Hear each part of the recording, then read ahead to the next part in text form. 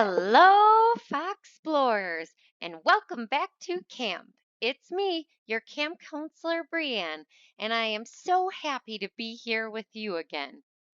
Did you all share all your fun Alaska facts with your family? What was your favorite thing that you learned? Awesome! Well, while we learned some fun facts about Alaska, today we're going to dive even deeper and check out one of the most fascinating parts of Alaskan culture. Does anyone remember what I mentioned we would be talking about today? That's right, totem poles. Have you ever seen a totem pole? You may have seen one around when you were on a fun trip with your family. But these towering poles date all the way back to the middle of the 1800s. The people in Alaska would carve beautiful art into big cedar trees that were commonly found in the rainforests of southeast Alaska. Totem poles were originally carved by hand using sharpened stones, seashells, bones, or get this, sometimes even beaver teeth. Depending on the size and the carver's experience, a totem pole could take anywhere between 3 to 9 months to finish. That means you could start carving on New Year's and finish just in time for back to school in the fall.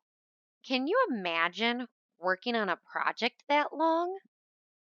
Black, red, white, blue, and green were the main colors of paint used on totem poles. What colors would you put on your totem pole? Keep that in mind for later. The natives of Alaska would use their totem poles to share stories. They often included members of their families, animals, and even supernatural figures. Spooky! The animals you'll see most often on a totem pole are the eagle, raven, thunderbird, bear, beaver, wolf, killer whale, and frog. These animals were used as symbols.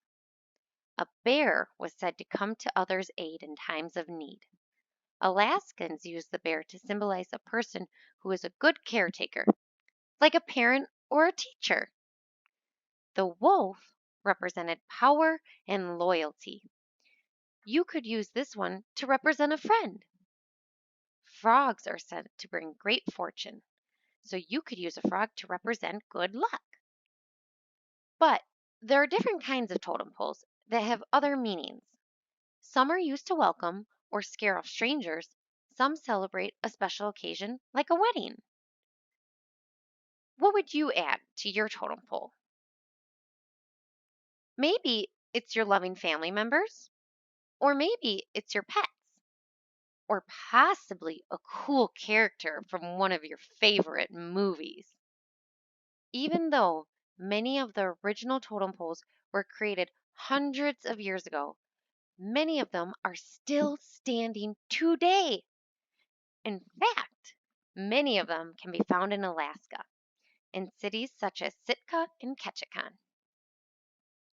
Now, how tall do you think these totem poles are? Well, it was kind of a trick question.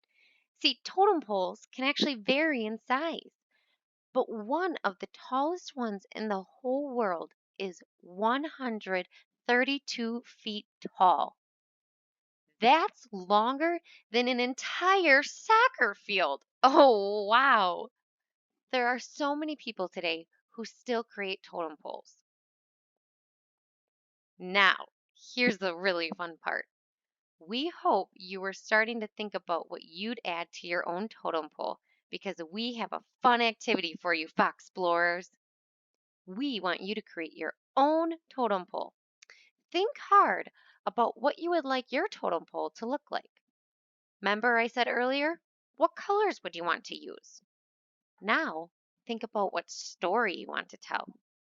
Or what people or things in your life do you want to include on your totem pole? Get creative. Make a list of each thing you want to include in your totem pole. Maybe try to think of 5 things. Ask for your family to help you to gather craft supplies. You could recycle some old cardboard rolls, left over from paper towels or toilet paper to use as your totem pole base. You can make it as tall or as short as you want. You can tape several empty rolls together to make it extra tall. And if you don't have rolls to use, don't worry. Take a sheet of paper, it could be computer paper, construction paper, and roll it up into a nice tube. Now it's time to decorate. Use as many different colors, markers, paint, crayons, anything to start decorating. You can even add other special details like feathers or beads, anything you have around the house. Get creative and have fun. We cannot wait to see the awesome creativity you all have. Make sure to ask your parents to take a picture of your totem pole so you can show us and the rest of the campers. Post your totem pole pictures in the comments on Facebook or share on Instagram with the hashtag Little Foxplorer and hashtag Fox Adventure Camp 2020. And don't forget to come back next week on Tuesday, where we will be learning all about Peru. All right, Foxplorers, get to work on those totem poles. We'll see you next week. Bye, campers. The word of the day, so many things to create.